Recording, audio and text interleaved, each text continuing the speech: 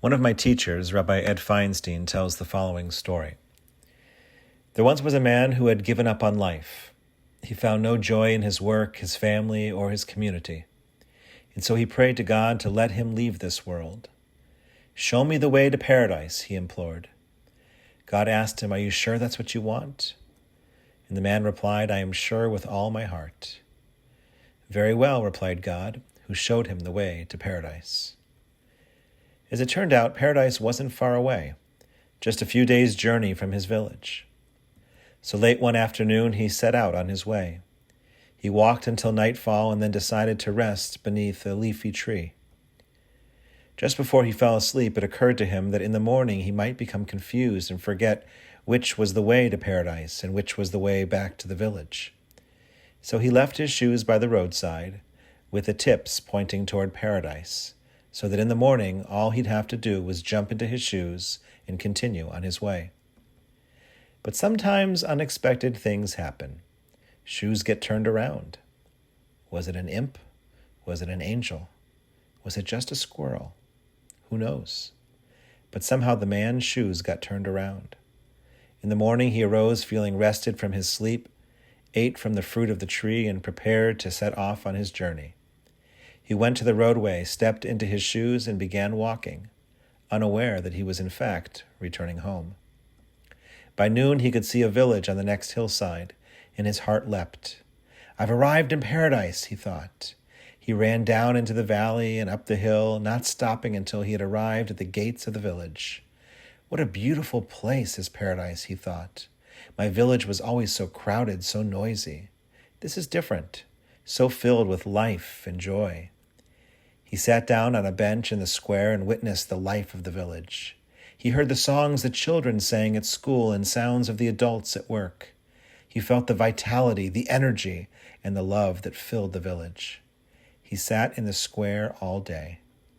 In the evening, he heard the joyful sounds of the families reuniting at home and smelled the meals that were being enjoyed by each family. And he began to feel hungry. He thought, since paradise looks so much like my village, I wonder if there is a street in paradise like my street. And so he went to look. Just where he thought it might be, that's where he found it. And then he thought, I wonder if there's a house in paradise like my house. And just where he thought it might be, there it was. Just as he was wondering at this marvelous coincidence, a woman came to the door, a woman who bore a striking resemblance to his wife. The woman called his name and asked him to come in for dinner. His heart leapt.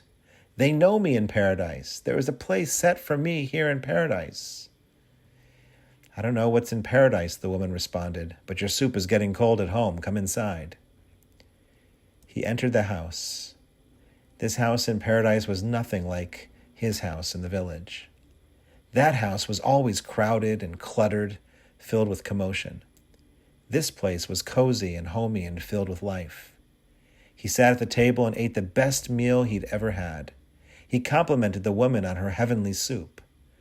Afterward, he went to his bedroom and entered the deepest, most restful sleep he had ever known. In the morning, the woman who looked like his wife handed him his tools and set him to work. At first, the man was incredulous. Who ever heard of working in paradise? But then it occurred to him that even in paradise there were tasks to be done. And he found that this work was different from the work that he had done before. Not dull or tedious, it filled him with a sense of purpose. And that night he returned to the same warm and loving home, the same kind woman, and more of her wonderful soup.